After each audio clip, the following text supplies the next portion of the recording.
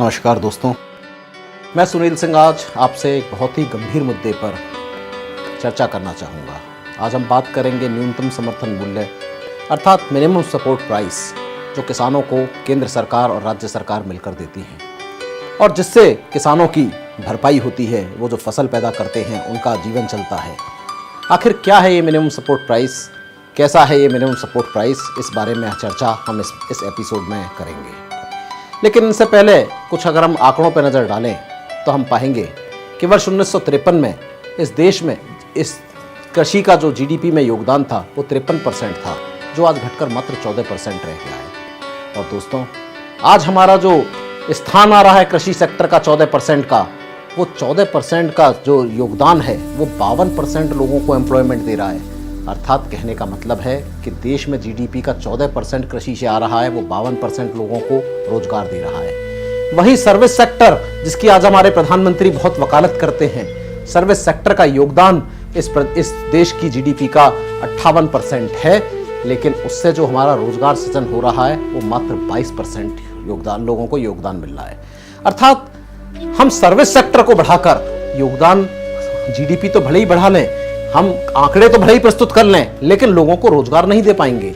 अगर योगदान देना है, रोजगार देना है, तो रोजगार के लिए हमें कृषि आधारित वस्तुओं के लिए, कृषि आधारित वस्तुओं का दाम और कृषि आधारित वस्तुओं को जब तक नहीं करेंगे, न्यूनतम समर्थन मूल्य को नहीं बढ़ाएंगे, तब तक हमारा किसान और रोजगार का सृजन नहीं हो पाएगा। दोस्तों, एक आंकड़ा आपके साथ में साझा करना चाहूंगा। इस देश में 1960 में 10 ग्राम सोने का मूल्य मात्र 112 रुपए होता था। उसी समय इस देश में 1960 में हमारे किसान को गेहूं का 41 रुपए कुंटल के हिसाब से भुगतान होता था। दोस्तों, महंगाई बढ़ती गई, आज 2016 आ गया और इन वर्षों में, लगभग 56 वर्षों में, आज हम पाएंगे कि सोने का दाम तो 35,000 रुपये प्रति 10 ग्राम हो गया, लेकिन किसान को उसकी गेहूं का दाम कितना मिल रहा है, सोच के आपको शायद हंसी आ जाए, मात्र 1500 रुपये। और वो 1500 रुपये भी, 1525 रुपये भी किसान को मिलता नहीं है। उसमें बिचौलिए शामिल हैं, उसमें सरकारी बिचौलिए शामिल हैं, तरह तरह के लोग शामिल हैं। किसान के हिस्से तो मुश्किल से 1200-1300 रुपये आता है, बाकी सब तो बिचौलिए खा जाते हैं। और शायद यही कारण है कि इस वर्ष पूरे देश में सबसे कम खरीद हुई है, तो पूरे गेहूं की खरीद सबसे कम हुई है पूरे प्रदेश में। इसके अलावा अगर हम देखेंगे हमारे कर्मचारियों की तनख्वाहें, तो कर्मचारियों की तनख्वाहें भी 400 गुना से ज़्यादा बढ़ गई हैं। प्रॉपर्टी के रेट 1000 गुना से ज़्यादा बढ़ गए हैं, लेकिन किसान का तो मात्र मुश्किल से 37 गुना भी नहीं मिल रहा किसान को। तो दोस्तों, इस देश की सरकार न किसानों के प्रति गंभीर है, न गांव के प्रति गंभीर है। केंद्र की बैठी सरकार और प्रदेश की सरकार सिर्फ किसानों को खैरात बांटना चाहती है। चुनाव आएगा अभी उत्तर प्रदेश में, जब चुनाव आता है तो हमारे मुख्यमंत्री जी फ्री में बांटना शुरू करते हैं लैपटॉप और साइकिलें, तो हमारे प्रधानमंत्री जी भी पीछे नहीं रहते। वो बलिया में जाकर कहते हैं कि मैं भारत में महिलाओं को गैस की सब्सिडी दूंगा, महिलाओं को घर तक गैस पहुंचाऊंगा। अब जब प्रधानमंत्री जी गैस पहुंचाने की बात करते हैं तो मुख्यमंत्री कहते हैं कि मैं चूल्हा दे दूंगा, मायावती जी कहती है मैं पाइप दे दूंगी। तो किसानों का मजाक बना रखा है। दोस्तों, आज हमारे किसानों को जागने की जरूरत है। आज हमारे किसानों को इस देश की और प्रदेश की सरकार से कहने की जरूरत है कि हमें अपना हक चाहिए, हमें खैरात नहीं चाहिए। जिस दिन हमें हमारे इस किसान को गेहूं का और अन्य चावल का, गन्ने का समर्थन मूल्य सही मिल जाएगा, उस दिन हम लैपटॉप भी खरीद लेंगे, हम साइकिल भी खरीद लेंगे, हम एयर कंडीशनर भी खरीद लेंगे और हम अपने बच्चों को पढ़ा भी लेंगे। लेकिन जरूरत है कि जिस अनुपात में कर्मचारियों की तनख्वाह बढ़ाई जाए, जिस अनुपात में सोने का दाम बढ़े, उसी अनुपात में किसान की फसल का दाम तय होना चाहिए। लोकदल इस जंग को लड़ रहा है अपने किसानों के साथ, आपके साथ, इस गांव के साथ, गरीब के साथ और मजदूर के साथ, जिसके लिए आपका साथ चाहिए। हमारे गांव में किसानों के लिए सरकार ने एक न्यूनतम समर्थन मूल्य लागू किया है, ठीक है, उसके बारे में आप लोग हमें क्या बताना चाहेंगे? वो आप लोगों को नहीं मिलता जी, यहाँ पे कुछ मिल रहा है। और जो सूखाग्रस्त के लिए भी आपसे बताया कि किताबों पे, कापियों पे पन्ने भर दिए जाते हैं और यहाँ किसी को पेमेंट नहीं मिलता, कोई यहाँ देखने आता है। ये समस्या, तो किसान जाए कहाँ, किसके पास जाए? सारे लोग तो पैसे भूखे हुए हैं, पैसा दो तो काम होगा। तो अगर पैसा कमाएगा नहीं तो आप देंगे क्या? मान ली 10 बिस्वा खेती है, आपको 1500 रुपये मिलना है, तो 1500 रुपये में अगर तुमको 1000 देगा तो किसान दौड़े क्या? और 4 दिन चक्कर लगा तो अपने बच्चों को क्या खिलाएगा क्या? हम सरकार जो समर्थन मूल्य, न्यूनतम समर्थन मूल्य जो किसानों को देती है, तो मैं समझता हूँ उनकी लागत के हिसाब से तो आधा भी नहीं देती है। अगर आपको 1000-2000 रुपया वहाँ समर्थन मूल्य मिला भी तो उसमें हम 1000 उनको दे देंगे, उसके बाद 4 दिन दौड़ेंगे, उसके लिए 4 दिन 5 दिन 10 दिन दौड़ना पड़ता है। 200 रुपया 200-250 रुपया आदमी कमा के लाएगा और 4-5 दिन दौड़ेगा तो वो तो बराबर हो गया ना उसमें। तो इससे हमको फायदा क्या है कि जहाँ तक न्यूनतम समर्थन मूल्य की बात है, सरकार घोषणा करती है कि जैसे धान और गेहूं 1450 रुपये क्विंटल लिया जाएगा, लेकिन जब किसान यहाँ से अपना गेहूं या अपना धान लेकर जब मंडी में पहुंचता है तो सबसे पहले उसको कम से कम 5-6 दिन तो उसको मंडी में खड़ा रखा जाता है। वो मैं टाली से लेकर आदमी से लेकर रखवारों से लेकर वो खड़ा रहता है। उसके बाद वहां पर झरना लगाते हैं। झरना लगाने के बाद उसमें कुछ काट लिया, कुछ पल्लेदारी में काट लिया, कुछ ताकने वाले चौकीदार ले लेते हैं और कुछ कमीशन चेक काटने में लेते हैं। जो यानी अगर आपको जल्दी चेक चाहिए तो आप कमीशन दीजिए, आपको चेक जल्दी मिल जाएगी, और अगर आपको सरकार के हिसाब से लेना है तो कहो आपको 2 महीना 3 महीना पैसा लेने के लिए इंतजार करना पड़े। किसानों की समर्थन मूल्य मिलने का तो कहीं सवाल ही नहीं पैदा होता। इतनी महंगाई बढ़ी हुई है कि जो न्यूनतम समर्थन मूल्य निर्धारित किया जाता है सरकार द्वारा, वो ऊंट के मुंह में जीरा साबित हो रहा है। किसानों का लाश ही लाश है। जितनी लागत किसान लगाता है उसका आधा भी मूल्य उसको नहीं मिल पाता है।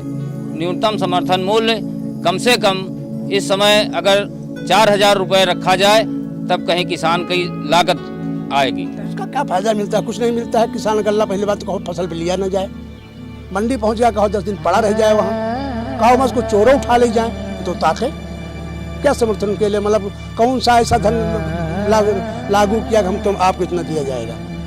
कौन लागू नहीं, क्या लागू? कुछ नहीं लागू। अपने मर्जी से देहाती व्यापारी बुलाए और बेच दे उसके गरजट की। तो चूंकि खाद का हमने लोन ले लिया तो खाद का पैसा देना है, या कुछ हमारे घर के बच्चे पढ़े दिए कपड़ा रखते तो फिर हमको गल्ला बेच देना।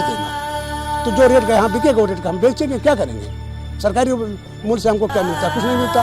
मंडी गल्ला जाकर बता देंगे हम बंद करो, कोई फायदा नहीं हमको उससे। जानते हैं कि सरकार तो रेट निर्धारित कर देती है, लेकिन जो हमारी खेती में तैयार होता है उसको अगर हम इनके केंद्रों पे लेके जाते हैं तो हमारे साथ इतनी परेशानी पैदा कर देते हैं आपस में, जो खाने के चक्कर में, कि उसका सही रेट नहीं मिलता। जो भी रेट है वो कागजों का है, लेकिन किसानों तक वो रेट नहीं पहुंचता और किसान मजबूरी में जाके वो प्राइवेट लोगों को, जो दूसरे धंधे वाले हैं, उनको अलग बाजार में, खुले बाजार में बेच देता है। लेकिन कोई जाने से कतराता है, क्योंकि जो जाता है एक बार वो दोबारा जाने की हिम्मत नहीं करता। उसके साथ बहुत तरीके के नुक्सबाजी, अगर वही 50-40 दे दीजिए तो आपका अच्छा रेट लग जाएगा, अगर 10-20 न दीजिए तो आपका वापस कर दिया जाएगा, या आधा निकाल के वापस 3 दिन तक, 4 दिन तक, 5 दिन तक आपके साथ नौटंकी करेंगे, उसके बाद वापस कर देंगे। दोस्तों, एक बात और आपसे साझा करना चाहूँगा। आज हमारे देश में अभी कुछ दिनों पहले बड़े बड़े चैनलों पर एक डिबेट चली कि देश की आर्थिक विकास की दर बहुत बढ़ गई, हमारे विकास की दर 5%, 6% से 12% तक चली जाएगी। लेकिन इसमें दुख की बात दोस्तों ये है कि ये विकास की दर जिसकी हम बात कर रहे हैं, इसमें कृषि आधारित उत्पादन और कृषि की विकास की दर मात्र 2% के लिए हमारे नेता खुश हैं, जबकि पूंजीपतियों के लिए, उद्योगपतियों के लिए वो विकास की दर की बात 10 से 12% करते हैं। दोस्तों, हमारी 60 से 65% जनता आज भी कृषि पे आधारित उद्योगों में कार्यरत है, कृषि में कार्यरत है। उनका रोजगार का मुख्य साधन कृषि है, जिसको लेकर हमारे देश के नेता कृषि उत्पादन या कृषि को बढ़ाने की बात नहीं करते, वो सिर्फ औद्योगिक उत्पादन को बढ़ाने की बात करते हैं। वो बात करते हैं कि पेप्सी कोला कैसे ज्यादा बन जाए देश में, वो उस उत्पादन की बात नहीं कर रहे कि हमारे कृषि के उत्पादन कैसे बढ़ेगा और इस विकास दर को, जो 60% लोगों को रोजगार दे रही है, इसे कैसे आगे बढ़ाएंगे, इस बारे में हमारे देश के नेता गंभीर कतई नहीं है। हमारे प्रधानमंत्री जी और भारतीय जनता पार्टी खुश हो रही है कि हमारा प्रधानमंत्री इतना अच्छा है कि उसके लिए तालियां पीटी जा रही हैं। ये तालियां 125 करोड़ के देश में विदेशी सामान बेचने के लिए पीटी जा रही हैं। ये तालियां भारत के प्रधानमंत्री के लिए नहीं, बल्कि अमेरिका अपनी तरक्की के लिए पिटवा रहा है। दोस्तों, सोचिए, आज से कुछ साल पहले मात्र एक कंपनी आई थी, ईस्ट इंडिया कंपनी, और उसने इस देश पे शासन कर लिया। और आज हमारे उद्योगों की हालत क्या है? कहाँ हैं हमारे उद्योग, कहाँ हैं हमारे कारखाने? हम सब कुछ तो विदेशी कर रहे हैं। जिस महात्मा गांधी ने इस देश में विदेशी कपड़ों की होली जलाई, उस देश में 2 अक्टूबर को दिल्ली के एक मॉल में एक विदेशी कंपनी H&M लाकर अपना उत्पाद बेचती है, एक स्टोर खोलती है। विदेशी कंपनी आकर 2 अक्टूबर को गांधी जयंती पे हमारे देश के उद्योग को बर्बाद किया जा रहा है। और ये बर्बाद करने वाले हमारे देश के, चाहे मोदी जी हो, चाहे मनमोहन सिंह जी हो, चाहे उनसे पहले नरसिंह राव जी हो, इस देश को बर्बाद कर रहे हैं 100% FDI के साथ। आज आप कुछ बोल नहीं सकते। हम जो कुछ बात कर रहे हैं ये बड़ी बड़े चैनलों पे नहीं चल पाएगा, क्योंकि ये विदेशी कंपनियों के चैनल हैं। DTH का सारा प्लेटफॉर्म विदेशी हो गया। अब इस देश में अमेरिका भारत में आके हथियार बनाएगा, और जब अमेरिका हथियार बनाएगा तो उससे अगर कुछ भी धमाका होगा, कुछ होगा, भोपाल की त्रासदी का मुआवजा तो आज तक नहीं मिला, पता नहीं इनको मुआवजा जब होगा तो कब मिलेगा। और उन हथियारों को बेचने की जिम्मेदारी कहां पर होगी? अभी तो ये सोचना पड़ेगा, क्या वो हमारे खिलाफ पाकिस्तान में बेचे जाएंगे, क्या वो हमारे खिलाफ चीन को बेचे जाएंगे? ये भी सोचने का गंभीर प्रश्न है। मेक इन इंडिया, जर्मनी की ट्रेनों पे मेक इन इंडिया लिखने से मेक इन इंडिया नहीं होता। मेक इन इंडिया उस दिन होता है मोदी जी, जिस दिन भारत का गांव में उद्योग लगता है। इंडिया उस दिन साइन करता है जिस दिन इंडिया के गांव साइन करते हैं, क्योंकि चौधरी साहब ने कहा था देश की खुशहाली का रास्ता खेतों खलियानों से होकर गुजरता है। दोस्तों, एक सर्वेक्षण के हिसाब से भारत के एक व्यक्ति को, जो चाहे गांव में रह रहा है, शहर में रह रहा है, अपना जीवन जीने के लिए 1 महीने में लगभग 14 किलो अनाज की आवश्यकता पड़ती है। परंतु हमारी सरकार, ऐसा लगता है कि इसमें भी कटौती करके वो चाहती है कि सब्सिडी को मात्र 7 किलो दिया जाए, 3 किलो दिया जाए। और हालत तो और ज्यादा गंभीर तब हो जाती है जब बिलो पॉवर्टी लेन अर्थात गरीबी रेखा के नीचे जीने वालों को सरकार जो है 3 किलो 2 किलो अनाज बांटने की बात करती है। तो अर्थात कहने का तात्पर्य है सरकार अपनी सब्सिडियों को बचाना चाहती है। सरकारी जो हमारे विधि विधान के अफसर हैं वो सिर्फ लोगों को आंकड़े दिखाकर भ्रमित करना चाहते हैं। एक सरकारी आंकड़ा 2014-15 का ये दिखाता है कि वर्ष 14-15 में किसानों से 27,80,000 मैट्रिक टन अनाज की खरीद हमारी केंद्र और प्रदेश की सरकारों ने वर्ष 2014-15 में की, जिसके लिए मात्र किसानों को 9,830 करोड़ रुपए का भुगतान किया गया। और वो अनाज जो किसानों से खरीदा गया, 17,546 टन अनाज गोदामों में पड़ा सड़ गया। दोस्तों, इस देश में जहां एक पूंजीपति देश का 9,000 करोड़ रुपया लेके फरार हो जाता है, वहां हमारे देश के 60% किसानों के लिए मात्र 9,830 करोड़ का भुगतान। ये देश की अर्थव्यवस्था है दोस्तों, कि हमारे देश का किसान जब अपनी पूरी मेहनत करके, ओला से बच के, बरसात से बच के, बाढ़ से बच के, सूखे से बच के किसान अपना अनाज मंडी में लेकर पहुंचा, तो जानते हैं दोस्तों 8 दिन तक वो किसान अपना अनाज मंडी में नहीं बेच पाया। उसकी वजह ये थी दोस्तों कि उसके पास बोरी खरीदने के लिए पैसे नहीं थे, और इसलिए उस किसान की 8 दिन में मंडी में मौत हो गई। सबसे बड़ी बात यह है कि आज हमें ये सोचना पड़ेगा कि मंडी में जब हमारा किसान पहुंचता है तो उसका मूल्य कौन निर्धारित करता है? बिचौलिए, व्यापारी। सबसे बड़ी बात यह है कि अगर हमारे एप्पल कंपनी ने मोबाइल बनाया या पेप्सी कोला ने पेप्सी कोला की बोतल बनाई, तो उसका मूल्य किसने रखा? क्या उसका मूल्य हमारी केंद्र सरकार ने रखा, या उसका मूल्य निर्धारण करने के लिए अमेरिका के राष्ट्रपति ओबामा जी आए? नहीं, उस कंपनी ने अपना दाम स्वयं रखा। लेकिन हमारे किसान के उत्पाद का मूल्य क्या हो, हमारे गेहूं का मूल्य क्या हो, हमारे गन्ना किसानों को क्या समर्थन मूल्य मिले, हमारे धान किसानों को क्या मिले, हमारे अन्य अनाजों को क्या समर्थन मूल्य मिले, इसे तय करने का अधिकार इस देश के किसानों के पास नहीं है। क्यों नहीं सरकार ऐसी मंडी बनाती जहां बिचौलिए ना हो और वहां किसान ही बेच के या सरकार ही वहां से खरीद कर वो फसल आम आदमी तक सही दाम पर पहुंचाए। हमारे देश में कुछ बुद्धिजीवी ऐसे हैं जो कहते हैं कि एक गेहूं लगाते हैं और उससे 100 गेहूं बन जाते हैं। कुछ बुद्धिजीवी इससे भी आगे बढ़कर हैं, कहते हैं कि भाई अगर लाल मिर्च महंगी है तो सीधी लाल मिर्च लगा लो, हरी मिर्च क्यों लगाते हो। हमारे देश के प्रधानमंत्री कुछ इतने बुद्धिजीवी हैं जो ऐसी बात करते हैं। जिस तरह से सोने का दाम बढ़ा इस देश में, जिस तरह से कर्मचारी की तनख्वाह बढ़ी, उस अनुपात में अगर देखें तो आज हमारे गेहूं का दाम तो 12,000 रुपए कुंटल से ज्यादा होना चाहिए। अगर उस अनुपात में देखें 400 गुना अगर हम बढ़ाएं, लेकिन लोकदल इस देश में किसानों के लिए 1,500 रुपए कुंटल की जो बातें कर रहे हैं, उस मूल्य को 4,000 रुपए कुंटल गेहूं का मूल्य करके 24 घंटों के अंदर दिखाएगा अगर लोकदल को ताकत मिलेगी। हम पूछना चाहेंगे माननीय मुलायम सिंह जी, जब आप विपक्ष में होते हैं तब तो बहुत अच्छी बात करते हैं, सत्ता में आखिर आपको क्या हो जाता है, क्यों नहीं कर पाते? भाइयों, ये सिर्फ बातें करके सत्ता लेने वाले लोग हैं। लेकिन लोकदल किसानों से वादा करता है कि जिस दिन लोकदल को किसान ताकत देंगे, गन्ना किसानों की समस्या, जो हर साल एक समस्या राजनीतिक विषय बन के रह गया है कि जब गन्ने की फसल होगी तो चीनी मिलें नहीं काम करेंगी, उस समय चीनी मिलों के लिए लड़ाई होगी, संघर्ष होगा।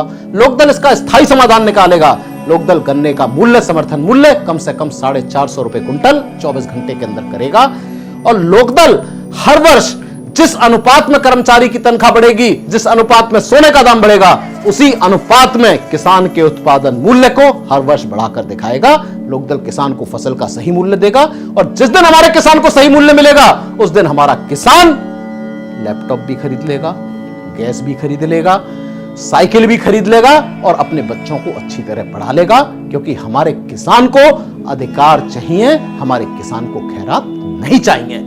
पूरे दुनिया को, पूरे देश को, पूरे प्रदेश को अनाज खिलाने वाला किसान आज उत्तर प्रदेश में आत्महत्या कर रहा है। वोट देने से पहले एक बात जरूर सोचो कि जब इन लोगों की प्रदेश में सत्ता रही, जब इन लोगों की केंद्र में सत्ता रही, इन्होंने ऐसा कौन सा काम कर दिया जिसके ऊपर आप इन्हें दोबारा चुनने जा रहे हो? क्या इन्होंने किसानों के लिए, आपको लगता है कि इस बार आएंगे तो किसानों का समर्थन मूल्य 4000 रुपए कुंटल कर देंगे? अगर कर देंगे तो आप हमें बताइए, लोकदल इस पार्टी का समर्थन करके दिखाएगा। क्या आपको लगता है कि अगर इनकी सरकार आएगी तो उत्तर प्रदेश के गांवों में रोजगार सृजित हो जाएगा नौजवानों के लिए? अगर ऐसा लगता है तो आप बताइए, लोकदल इन पार्टियों का समर्थन करेगा।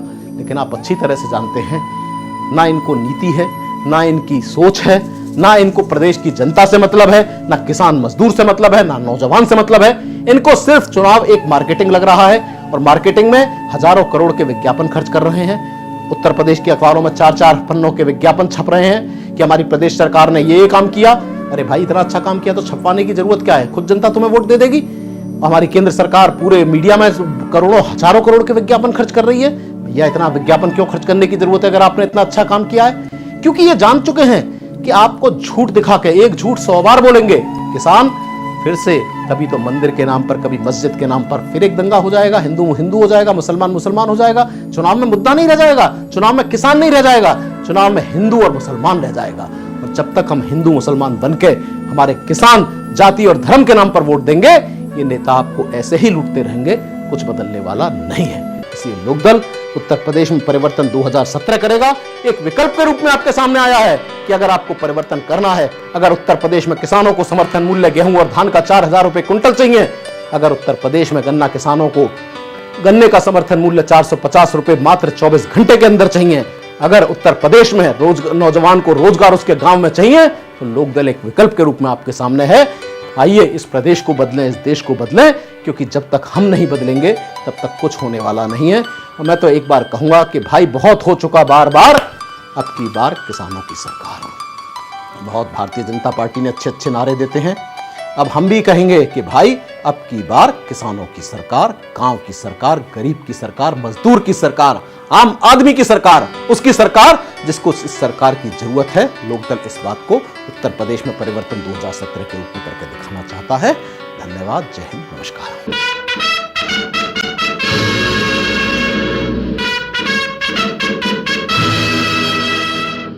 सुशील अग्रवाल जी, आपने स्वर्गीय चौधरी चरण सिंह जी के साथ काम किया है, तो तब के टाइम में और आज की राजनीति में क्या फर्क है?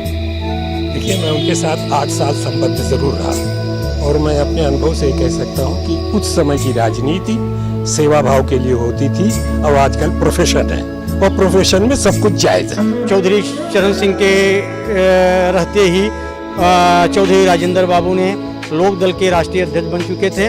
उनके बनने के बाद उनके लड़के हैं चौधरी सुनील सिंह जी, जिनके सानिध्य में हम लोग आज भी लोकदल फल फूल रहा है और यही असला लोकदल है। इसका चुनाव चिन्ह खेत जोतता हुआ किसान था, तब भी था, आज भी है और कल भी रहेगा। ये असली लोकदल है, ये चौधरी साहब का है। बाबू सुनील सिंह इसके राष्ट्रीय अध्यक्ष हैं, इसके पूर्व प्रधानमंत्री जी चरण सिंह है, ये उनका लोकदल है। हम लोकदल के लोग किसानों के हितों की लड़ाई लड़ते आए हैं, हमेशा से लड़ते आए हैं, लड़ते रहेंगे। हम ही एक ऐसे हैं जो किसानों को भला कर सकते हैं। सिर्फ उत्तर प्रदेश और हिंदुस्तान में एक ही लोकदल असली लोकदल है। वो लोकदल चौधरी चरण सिंह ने किसानों के लिए गठित किया था, गरीबों के लिए, गांव के लिए गठित किया था। शोषण को और प्रतिभा पलायन को हम और हमारा दल पूरी तरीके से रोकने के लिए जो है वचनबद्ध है। लोकदल का मानना कि समान शिक्षा होना चाहिए, समान कोर्स होना चाहिए, समान पाठ्यक्रम होना चाहिए। लोकदल की यह मांग है कि जब वो सत्ता में आएगा तो सत्ता के विकेंद्रीकरण को पूरी तरह लागू करेगा और 36 विभाग को प्रदेश में लागू करके जो पैसे का वितरण है विकास का उसको गांव तक पहुंचाएगा, ताकि गांव के हर आदमी को सत्ता का विकास का पूरा लाभ मिल सके।